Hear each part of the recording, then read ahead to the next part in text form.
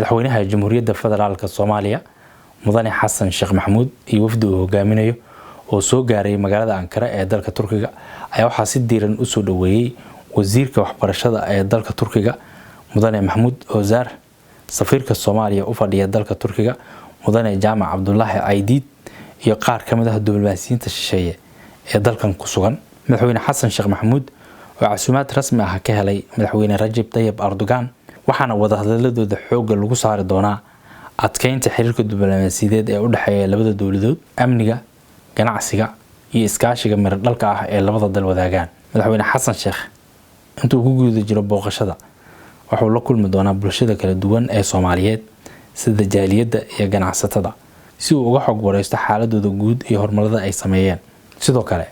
madaxweyne Xasan Sheekh intuu ku sugan yahay dalkan Turkiga wuxuu booqan doonaa dugsiga tababarada Commandoska ee Sparta waxaana halkaas ku tababarta qaar ka mid ah ciidamada qalabka sida ee dalkeena.